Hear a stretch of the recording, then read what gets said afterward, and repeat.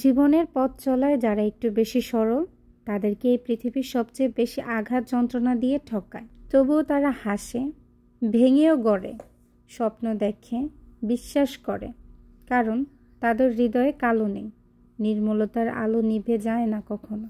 আসসালামু আলাইকুম, welcome back to my channel. কেমন আছেন আপনারা সবাই? আশা করি আল্লাহর অশেষ রহমতে আপনারা সবাই ভালো আছেন। আলহামদুলিল্লাহ, আমরাও ভালো আছি। চলে এলাম আবারও আপনাদের কাছে একটা নতুন ভিডিও নিয়ে। ভিডিও শুরুতেই দেখতে পাচ্ছেন ছেলেকে নিয়ে স্কুলে গিয়েছি। বাসার ভেতরে থেকে কিন্তু বোঝা যায় না বাহিরে কেমন ঝড় বৃষ্টি, তারপর রোদ, সেটা কিন্তু বোঝা যায় না আসলে সম্পূর্ণভাবে। তো ছেলেকে স্কুলে দিতে আসার পর দেখলাম প্রচণ্ড পরিমাণে বৃষ্টি হয়েছে, এমনকি এখনও ঝিরিঝিরি বৃষ্টি পড়ছে। তারপরে যখন স্কুলে নিয়ে গেলাম তো ম্যাডাম বলে দিল যে একটু আগে নাকি সে মেসেজ দিয়েছে বৃষ্টির কারণে স্কুল বন্ধ দিয়ে দিয়েছে। তো এখানকার নিয়ম একটু আলাদা, অনেকটাই আলাদা, পড়ালেখা সব কিছুই আলাদা। তার জন্য একটু বেশিই হিমশিম খেয়ে যাই, একদিন আপনাদের কাছে সেটাও শেয়ার করব। তো এখন ছেলেকে নিয়ে বাসায় চলে যাচ্ছি। এমনিতেও কিন্তু সৌদি আরবে বেশি একটা বৃষ্টি হয় না, তো যখনই বৃষ্টি হয় বৃষ্টিটাকে তারা আল্লাহর রহমত হিসাবেই ধরে। আর সাধারণত আমরা মনে করি বৃষ্টি আল্লাহ তাআলার রহমত। আর আমাদের প্রিয় নবী হযরত মুহাম্মদ সাল্লাল্লাহু আলাইহি ওয়াসাল্লাম বলেছিল, বৃষ্টির দিনে আপনি যেই দোয়া করবেন আল্লাহ তাআলা সেই দোয়া কবুল করবে, আমিন। কয়েক বছর ধরেই দেখছি যে যখন শীত চলে যাওয়ার আগ মুহূর্তে বৃষ্টি হয় সৌদি আরবে। এই তো বাসায় চলে এসেছি। তো বাসায় চলে আসার পর এখানে কিন্তু আমি অফ স্ক্রিনে সবজি কেটে নিয়েছি।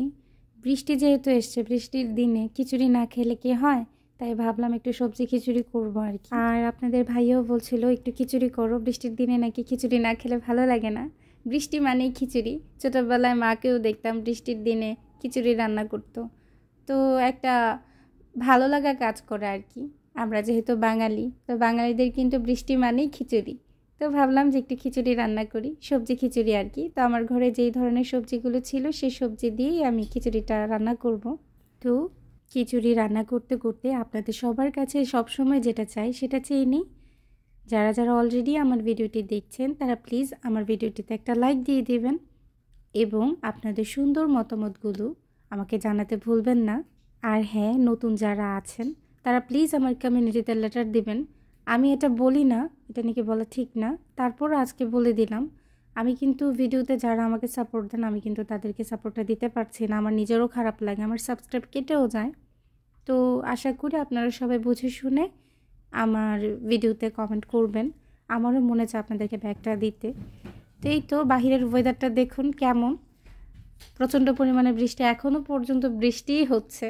এমনিতেও যেহেতু সৌদি আরবে বৃষ্টিটা খুবই কম হয়, তো অনেক দিন পর বৃষ্টি দেখে 2 দিন যাবতে বৃষ্টি হচ্ছে।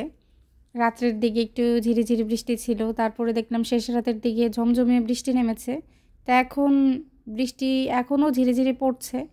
তো এরকম বৃষ্টি দেখে ভালোই লাগছিল, যেহেতু সৌদি আরবে খুবই কম বৃষ্টি হয়, দেখাই যায় না। শেষের দিকে একটুখানি দেখা যায়, মাঝে মাঝে এমনও টাইম যায় আমরা বৃষ্টির জন্য হাহাকার করি, বলি যে আল্লাহ বৃষ্টি দাও, এত রোদ কেন? এত পরিমাণে রোদ থাকে মনে হয় যেমন শরীরটা জ্বলে যায়, মুখটা জ্বলে যায়, এত পরিমাণে রোদ। তারপরও এই বৃষ্টির কারণে বাইরে যারা কাজকর্ম করে তাদের জন্য একটু আসান বলতে গেলে রহমত আর কি। তারা এই বৃষ্টিকে রহমতের বৃষ্টি বলে। আর এরকম ধীরে ধীরে বৃষ্টিকেই কিন্তু বিশ্বনবী যে বলে গিয়েছিল এটা হচ্ছে রহমতের বৃষ্টি। তো যাই হোক, সৌদি আরবে আল্লাহ তাআলার রহমতের বৃষ্টি, সেটা উপভোগ করা আল্লাহ আমাদেরকে দিয়েছে। আল্লাহর কাছে অনেক অনেক শুকরিয়া, যে শুকরিয়ার কোনো শেষ নেই। তো এই তো দেখুন খিচুড়ি রান্না করেছি, তার সাথে পাশাপাশি এখানে আমি চিকেনটাও রান্না করে নিচ্ছি, মুরগির মাংসের ঝোল। তো এটা দিয়ে হয়ে যাবে আজকে আমাদের খাওয়া দাওয়া, দুপুরের খাওয়া দাওয়া আর কি। যেহেতু আমরা মানুষের পরিমাণ অনুযায়ী খুবই কম, তো সেই অনুসারেই আমি সবসময় রান্নাবান্না করি। অনেকটা ছোট হাঁড়িতেই কিন্তু আমি খিচুড়ি রান্না করেছি। তবে এই খিচুড়ি কিন্তু আমার খেয়ে দেও রয়ে গিয়েছে। ওই বলে না যে রানী টুনির সংসার, ঠিক সেম আমার ওই রকমই। আমার কিন্তু মুরগির ঝোল মাংস রান্নাটা হয়ে গিয়েছে। এই যে দেখুন, রান্না বান্না যেটাই করি সব সময় মেয়েটা পাশে দাঁড়িয়ে থাকে, আমার ভালো লাগে। তো মেয়ে বলছিল যে আম্মু আমি একটু মাংস খাবো, তো মেয়েকে একটু দিয়ে দিচ্ছিলাম যে নাও খাও। যখনই যেটা রান্না করি আমার পুচকি মেয়েটা আমার পাশে দাঁড়িয়ে থাকে, আমাকে মিষ্টি করে বলে আম্মু তুমি কি রান্না করছো। তো একটা সময় আমরাও এরকম ছিলাম, আমরাও এরকম করেছি, জ্বালিয়েছি, বিরক্ত করেছি, মাঝে মাঝে একটা দুটো ধমক দেই। তারপরে পরবর্তীতে চিন্তা করি একটা সময় তো আমরাও এরকম ছিলাম। মেয়েদের জীবন কত তাড়াতাড়ি পাল্টে যায় না। মেয়ে থেকে মা হয়ে গেলাম, বউ হয়ে গেলাম। এই তো আমার কিন্তু খিচুড়িটা রান্না করা হয়ে গিয়েছে। অফ স্ক্রিনে খিচুড়ির যে বাগারটা সেটাও কিন্তু দিয়ে দিয়েছি। তো এই পর্যায়ে নামানোর আগে সবসময় যে ধনেপাতাটা দিই সেটাও দিয়ে দিলাম। ধনেপাতাটা দিয়ে একটু নেড়ে চেড়ে মিশিয়ে তারপরে নামিয়ে নেব, হয়ে যাবে আমার খিচুড়ি রান্না। আমার গত ভিডিওতে আমি বলেছিলাম যে কোনো টাইমে ইউটিউব থেকে আমি চলে যাব। তো এটা বলার পরে আমার অনেক প্রিয় আপুরা আমাকে অনেক সুন্দর সুন্দর কমেন্ট করেছে। কি বলবো, এত ভালোবাসে আমার প্রিয় আপুরা আমাকে। এই কারণেই তো আসলে চাইলেও যেতে পারি না।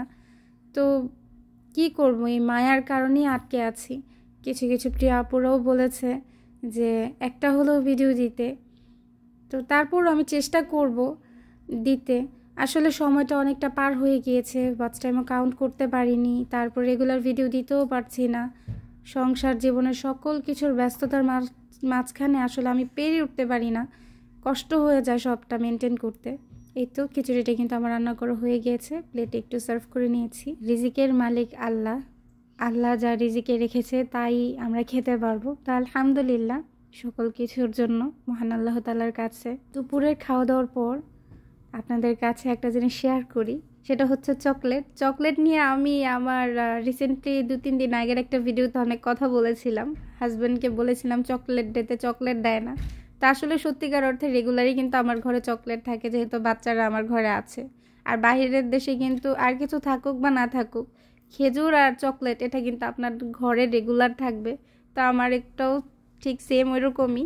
তো এখানে আমার হাজব্যান্ড অনেক চকলেট নিয়ে এসছে, আমার বাচ্চারা অলরেডি অনেক চকলেট খেয়েও ফেলেছে। এখানে কিন্তু সাফারি চকলেট ছিল, তো সেই চকলেটের এক বক্স ছিল, সেটাও খেয়ে ফেলেছে। দুটো ছিল, দুটোটা আপনাদের কাছে শেয়ার করেছি। আর এগুলি হচ্ছে কয়েন চকলেট, টাকার মতো দেখতে, কিন্তু এটা কিন্তু চকলেট। ওরা যখনই বাহিরে যায়, আমার আব্বু, আমার বড় ভাসুর বা আপনাদের ভাইয়া, তারা সবাই রেগুলার ওদেরকে চকলেট কিনে দেয়। আর এমনিতেও যদি মলে যায়, মলে গিয়ে ওদেরকে কিছু খেতে বললেও ওরা বললে চকলেট খাবে। তো তার জন্য চকলেটটা একদম সীমাহীনভাবে আমার ঘরে থাকে রেগুলার, সব থেকে বেশি। কি আর বলবো। তো যাই হোক, ফিরে আসি আবার আগের কথায়।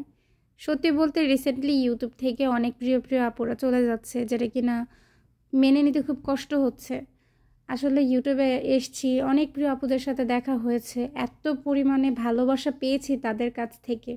তারা হুটহাট চলে যাচ্ছে। আসলে আমার কাছে এমন মনে হচ্ছে যেন আমার খুব কাছের মানুষগুলো চলে যাচ্ছে। এমনিতেও তাদের সাথে কথা হয় রেগুলার, তারপরও না খুব অনেক খারাপ লাগে। রেগুলার একটা জিনিসে যেভাবে অ্যাক্টিভ থাকা হতো, এখন তারা নেই। তো সেই জায়গাতে এখন আমার নিজেকে বড় একা মনে হয়। তারপরে আবার এমনও কিছু আপুরা চলে গিয়েছে যাদের চ্যানেলে অনেক ভিউজ হতো, হাজার ভিউজ হতো। তো তারা কিন্তু তাদের চ্যানেলটা ছেড়ে দিয়েছে পরিবারের প্রেশারে পড়ে, দায়িত্বর প্রেশারে পড়ে। বলতে গেলে তাদের তুলনায় আমার চ্যানেল কিছুই না, একদমই শূন্য বলা যায়।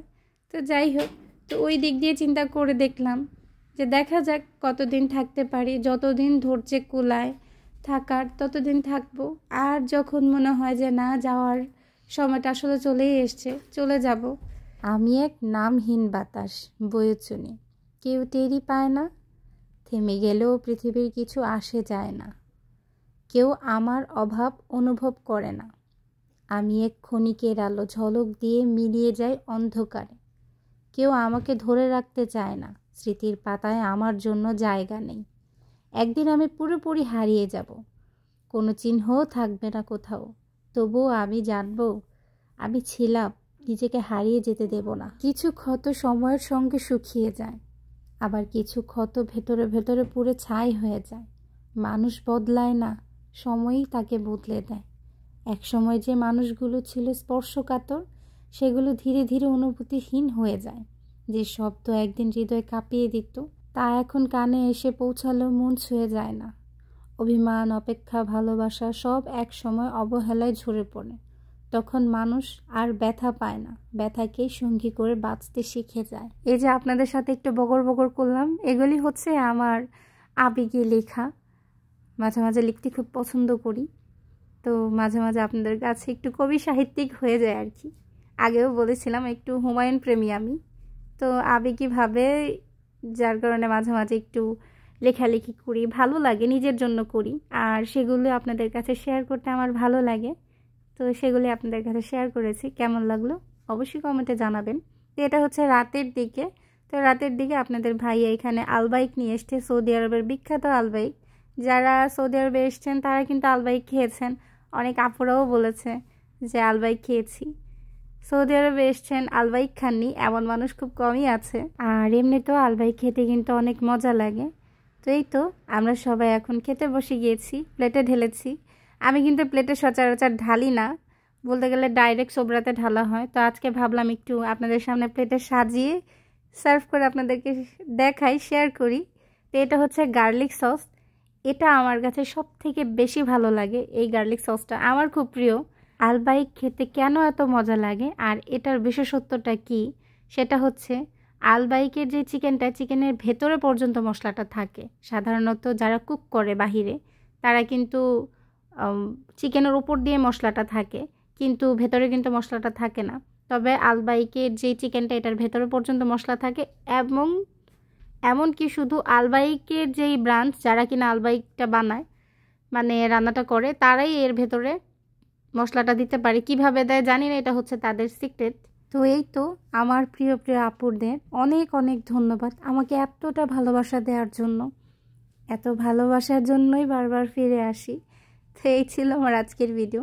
আপনাদের সবার কাছে আমার আজকের ভিডিওটি কেমন লাগলো অবশ্যই কমেন্টে জানাবেন। সবাই ভালো থাকবেন, সুস্থ থাকবেন, আমাদের জন্য দোয়া করবেন। আজকের মতো এখানেই বিদায় নিচ্ছি। আল্লাহ হাফিজ অ্যান্ড আসসালামু আলাইকুম ওয়া রাহমাতুল্লাহি ওয়া বারাকাতুহু।